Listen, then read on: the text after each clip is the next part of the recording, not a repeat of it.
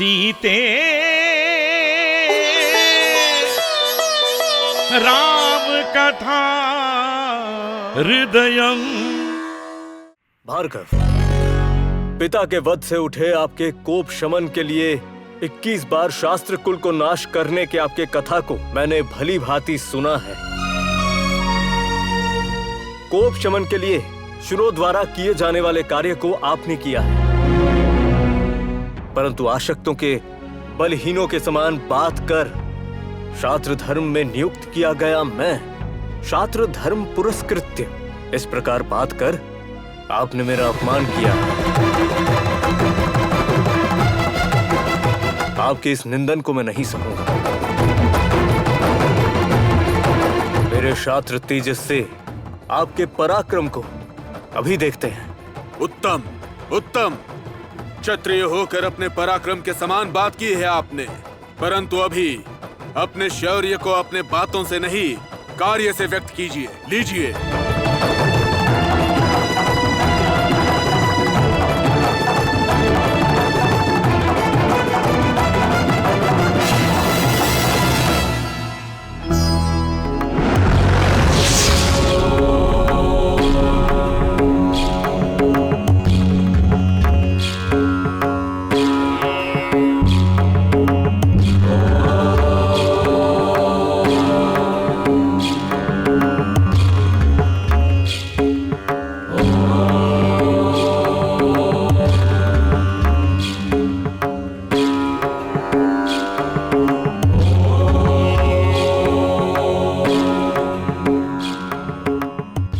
भार्गव, आपके कहे अनुसार इस वैष्णव धनुष को बाण से खींचकर इसका प्रयोग करूंगा, परंतु उसके पूर्व मेरे प्रश्न का उत्तर आपको देना होगा।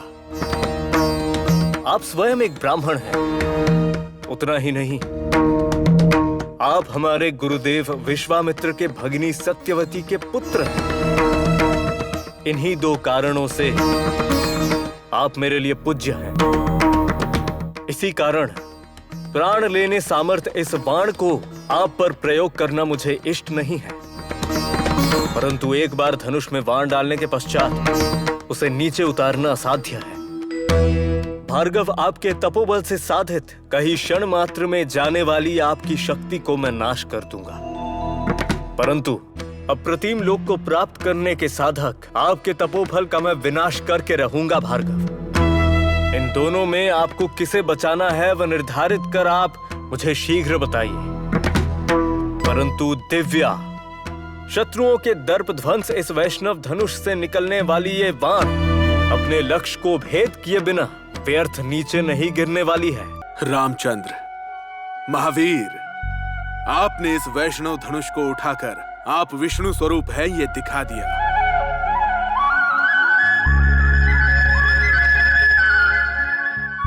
मेरे भूमि के दान करने के पश्चात भूमि में रात्रि काल मैं कभी वास नहीं करूंगा ऐसी प्रतिज्ञा की थी। इसी कारण भूमि के उस पार महेंद्र पर्वत पर मुझे जाना होगा। उस कार्य के लिए मनोवेग की शक्ति को आप नाश मत कीजिए। मेरे तपोबल पर आप अपने बाण का प्रयोग करें। इस वैष्णव धनुष से बाण का प्रयोग करने वाले आप जन्म मृत्यु जरा रहित हैं। सुरे सुरा श्री विष्णु हैं ऐसा बोध करता हूँ। तुरंत मेरे पुण्य राशि पर अपने बाण का प्रयोग करें। क्षणार्ध में मैं भूमि के उस पार महेंद्र पर्वत पर जाऊंगा।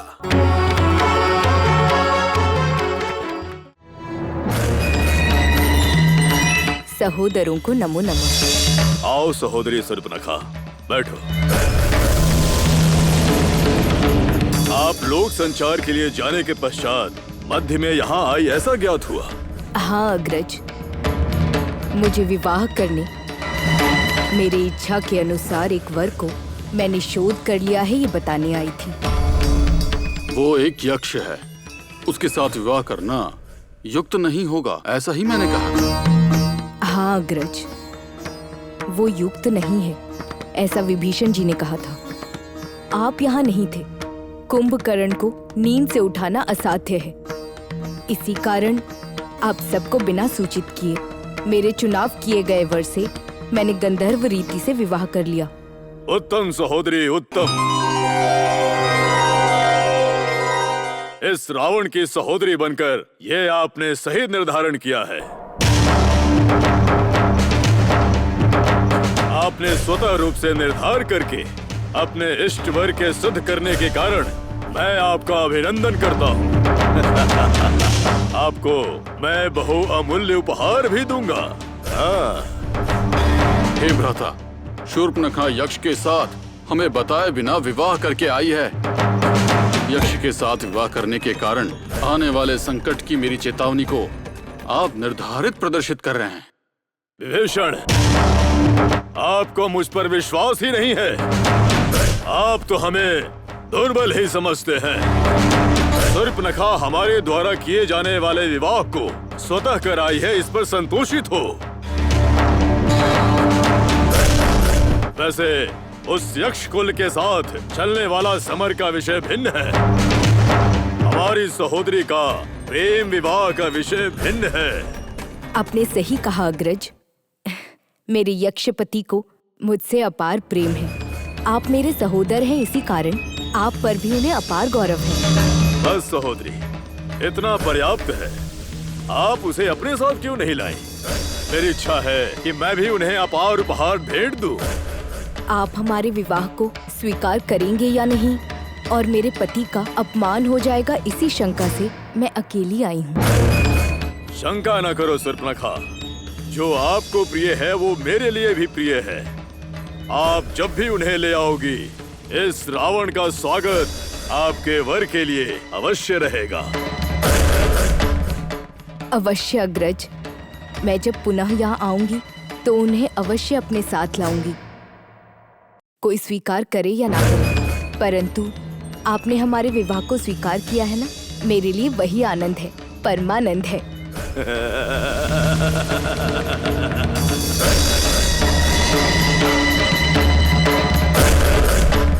इस वैष्णव धनुष से बाण का प्रयोग करने वाले आप जन्म मृत्यु जरा रहित हैं। सुरेसुरा श्री विष्णु हैं, ऐसा बोध करता हूँ। तुरंत मेरे पुण्य राशि पर अपने बाण का प्रयोग करें। क्षणार्ध में मैं भूमि के उस पार महेंद्र पर्वत पर जाऊंगा।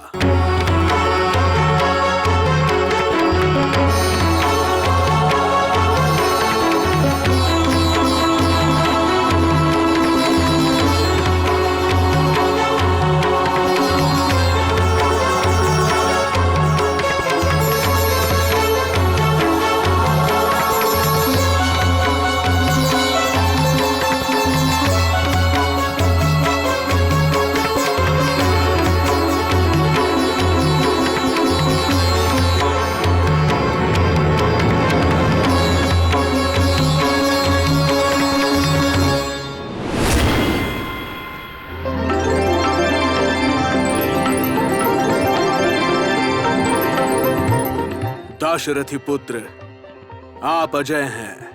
आपका मंगल हो।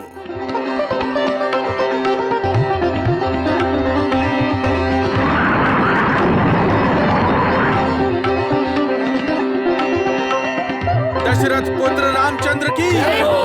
दशरथ पुत्र रामचंद्र की जय हो।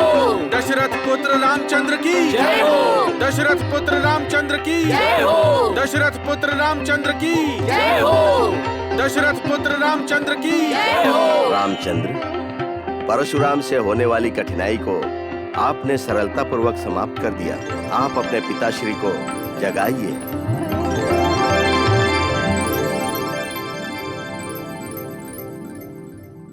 पिताश्री, पिताश्री।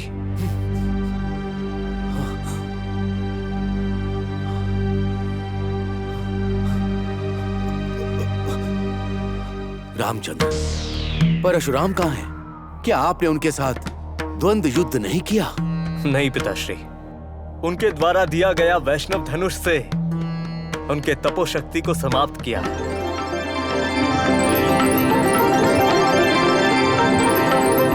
मेरा मंगल हो ऐसा आशीर्वाद देकर उन्होंने महेंद्र पर्वत के लिए प्रस्थान किया। अब हम निश्चिंत होकर अयोध्या जा सकते हैं।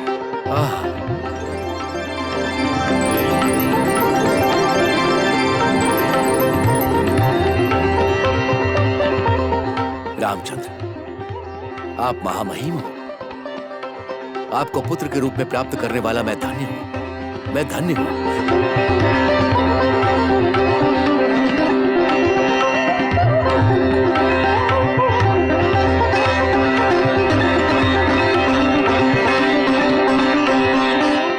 सीते